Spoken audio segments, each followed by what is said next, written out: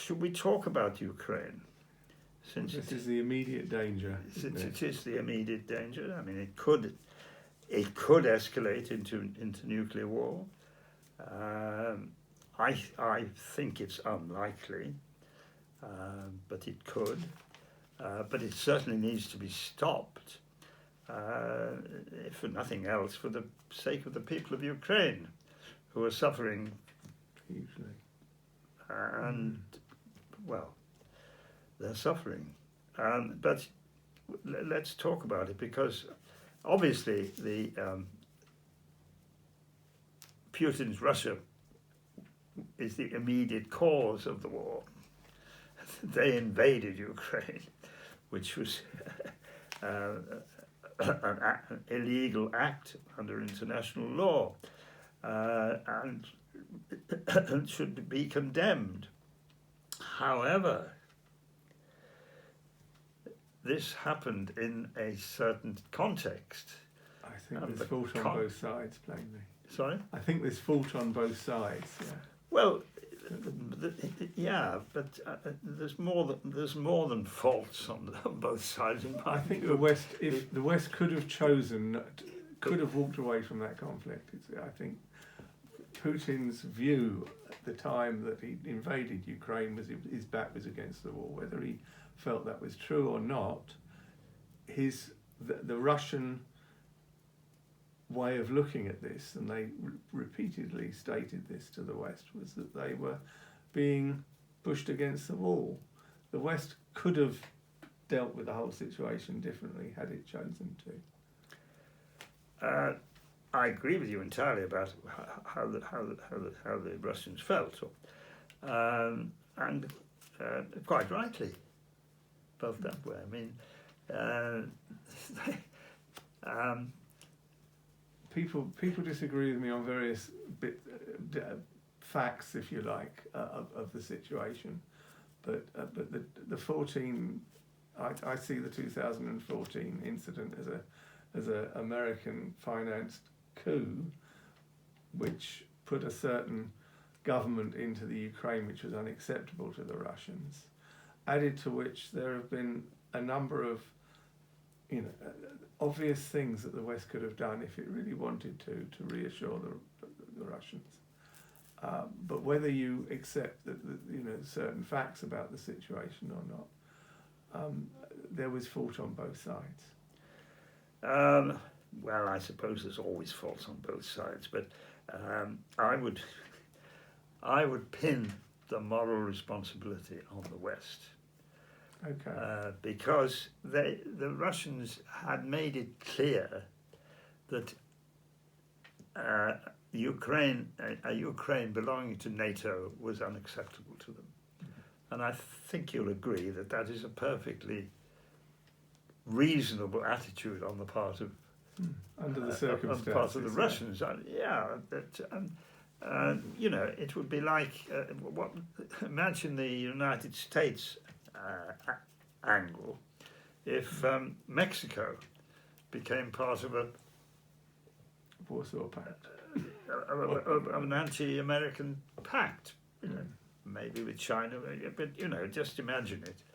It would be unthinkable. It wouldn't be tolerated. Mexico would be invaded. It wouldn't be tolerated. That's right. And the Russians have made it very clear, and I think it's perfect. It is a perfectly reasonable demand. So isn't it amazing that the West has picked a fight with Russia at this stage in the game? I think diplomacy could have avoided this war. And I'm not sure that it's in the West's interest, even with whatever logic. I don't understand how diplomacy failed, really.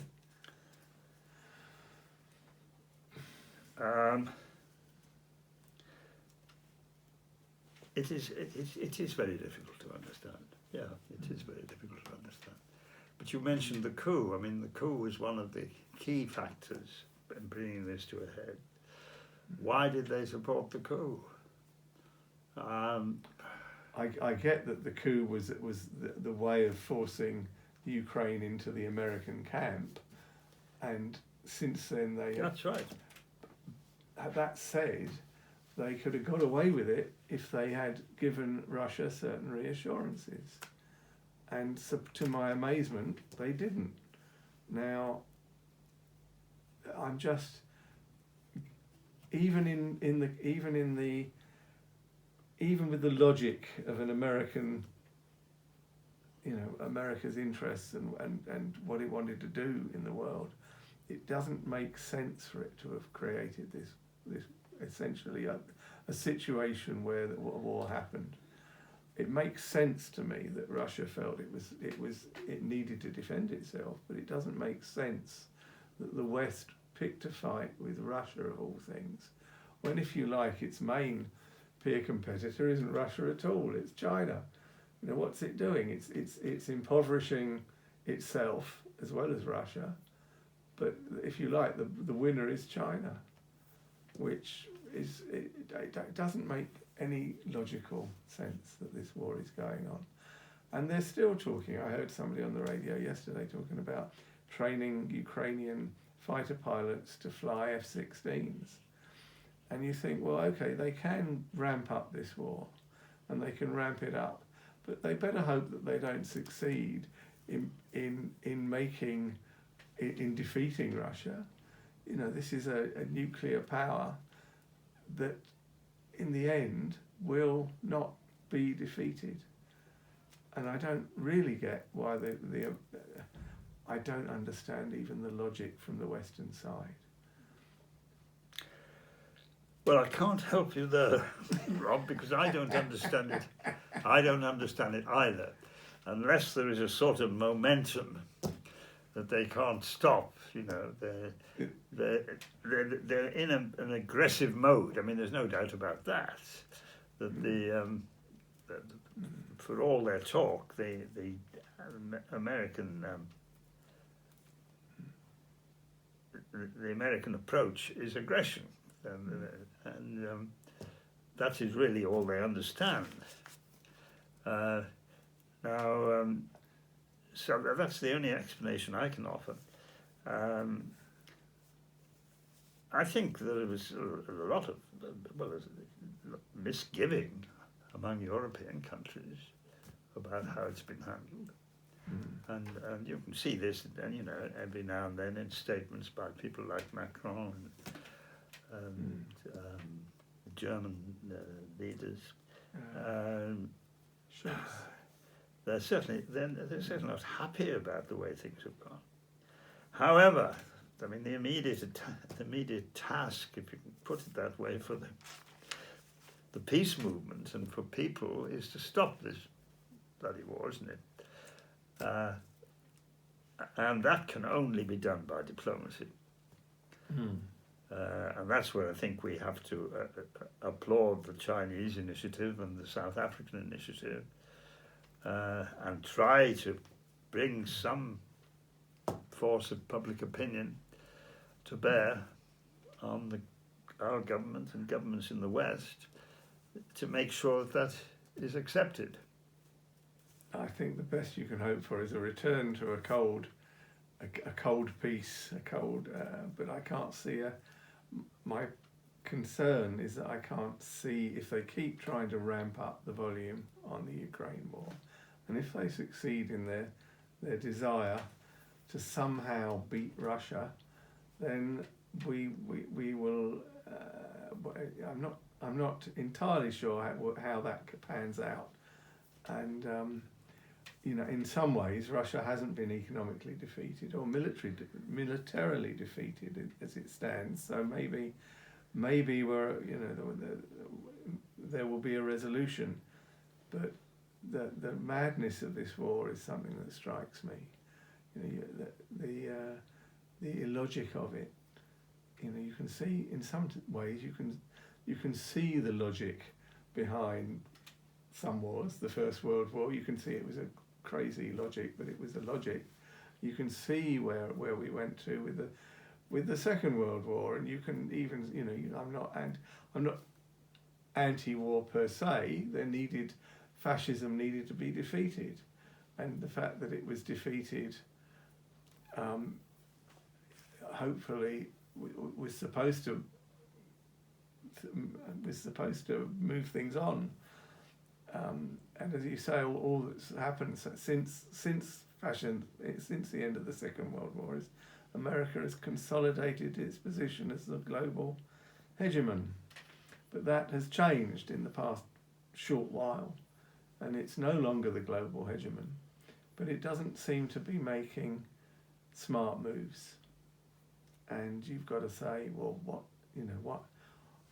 what is happening in the blob? What's happening in American policymakers' minds that they're pursuing certain policies, seemingly reckless policies? Well, one view, of course, is that the blob, the American rulers, see this as their last opportunity to undermine China. They may think that if they don't do it now, they will never do it. China will become too strong to be challenged, and not just that, but China will have so much support in the rest of the world. And after all, American imperialism has relied on the support of most of the rest of the world. You may say they've bought that, but they've had it. Yeah. They've had it. That is beginning to crumble. It's beginning to crumble partly because of China and the different relationship, as we were talking about, that China can establish with developing countries. But I think it's also beginning to crumble because people are seeing through it, seeing through what's happening. I can only hope. So it may well be that American strategists think this is our last chance. If we don't undermine China now, we'll never do it. Well, the irony of that, of course, is that China is not the loser in this war. You can say that, America, at least not up to this point, America is economically, or the West is economically the loser, as well as Russia, of course. Yeah. As well as the awful waste of various estimates are about 400,000 young men in both Ukraine and Russia. But America is, never mind its young men haven't been slaughtered, but it's losing its economic dominance against Russia, which can't even be described as a big competitor, but it certainly put the cat amongst the pigeons, and is you would hope the world will see a different way, and that's really where I'm coming from.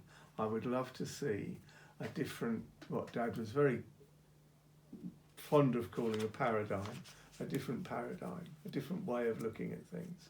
But you're not going to get it from the American media, and you're not going to get it from the Western media.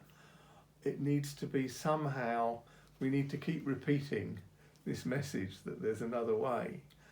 And I personally believe that China could be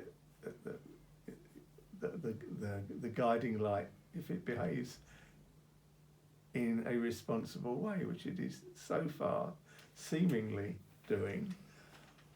However, there's no perfect cause, and there's no, China, I'm sure, has its internal problems as any other sovereign nation, but I see them as being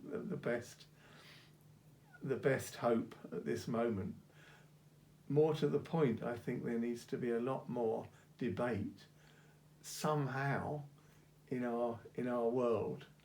And at the moment, despite the internet and despite me publishing this possibly on the internet, the media, the Western media, still has the game wrapped up.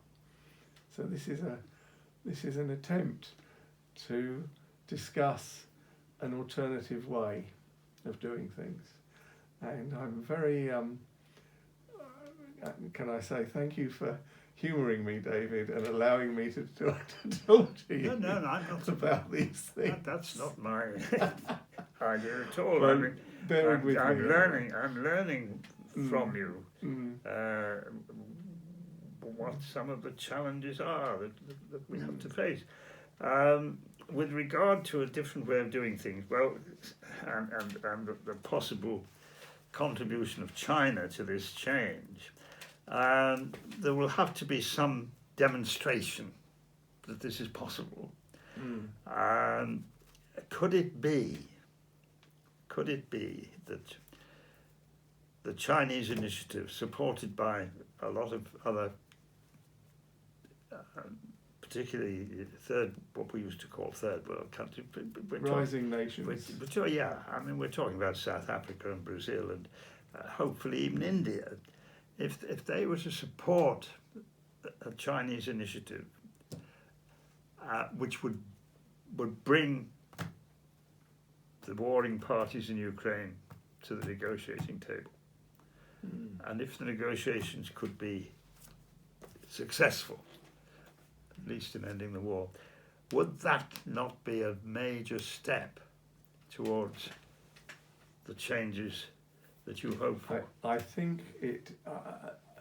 The problem is you know you can't get over the media barrage on people, which is for people to see round it in our world is going to be hard, but I don't think that's the case necessarily in the rest of the world.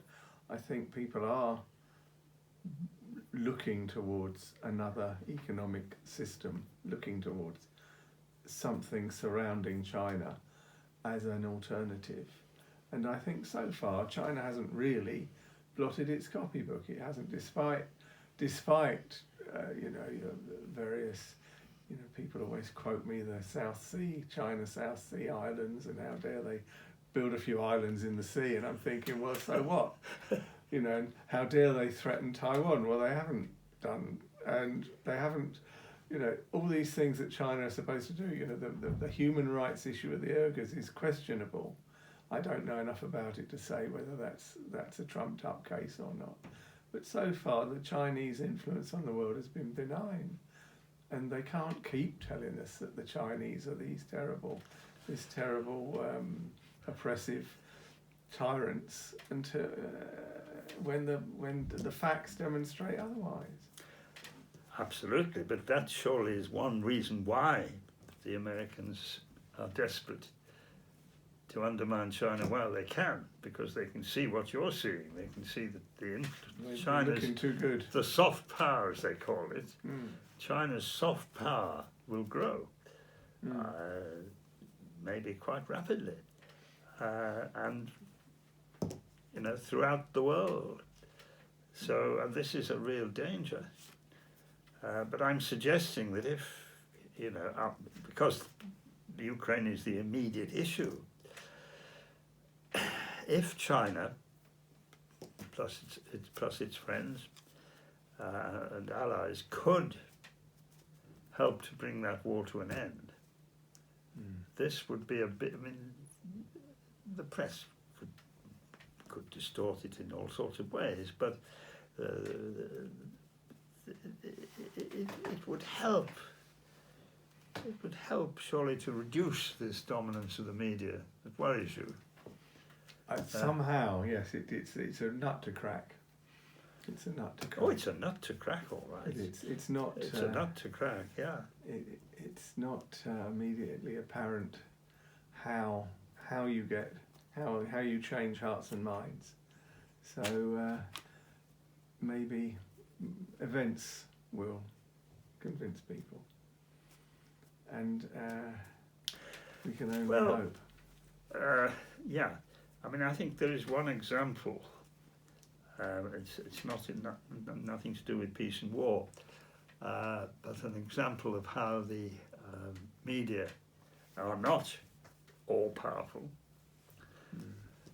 and that is the 2017 general election, which was almost won by Jeremy Corbyn's Labour Party. Almost. It was very close. Now, the media were almost totally against Corbyn and his policies. but He the nearly made it. voters turned out and supported them in a big way. That is, to me, one of the most encouraging things that's happened in recent years, because it dispelled the myth that British people wouldn't vote for a left-wing leader or left-wing policy. They did. They did. It dispelled the myth that the media is all-powerful. Now, of course, there is one factor in this. During a general election, thankfully, our law still forces the media to give fair crack of the whip to both sides. You get a chance. So Corbyn's policies were broadcast in a way which they wouldn't otherwise have been. So that helped, and of course we can't insist on that in relation to peace in Ukraine. But I think it's still encouraging. It's still encouraging. He nearly made it. However, I think he wasn't canny enough about the way people were thinking. How can I put this? He was surrounded by his group, and it was very difficult to see past his immediate circle. Reassuring people about the economy is where he possibly didn't jump the hoop. There are lots of factors, of course, and there were lots of weaknesses in Corbyn's campaign. But he did nearly make it. But that is the point.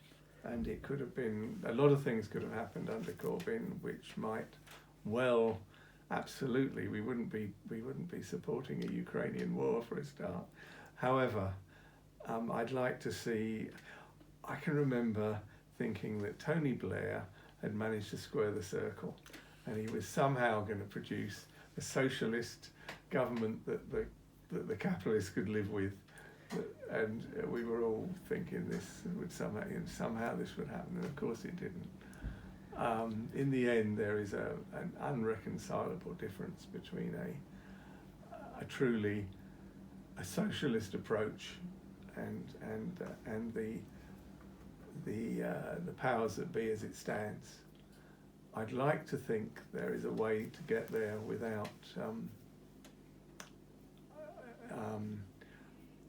Again, this is, I suppose, where the problem lies. The first thing you need to do is get war out of the way, out of the equation, and that isn't happening.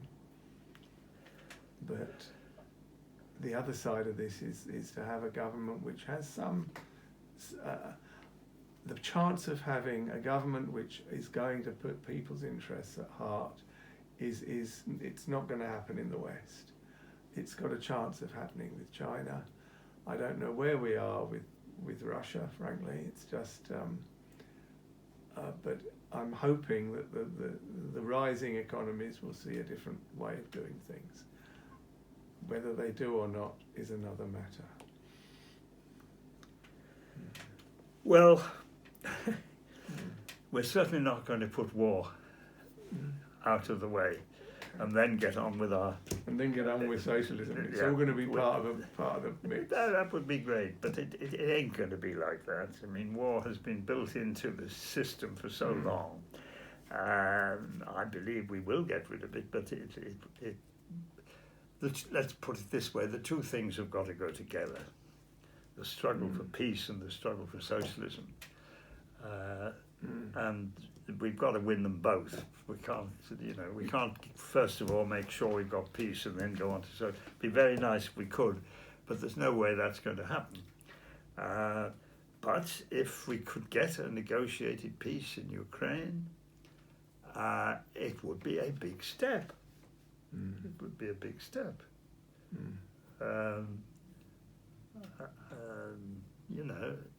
How long is it since this has happened? It's a year and a half or something. No, I mean, since there's been a negotiated peace, anywhere. You know. Well, wars tend to grind people into the dirt usually, and they finish when there's nothing left. Very often. Yeah.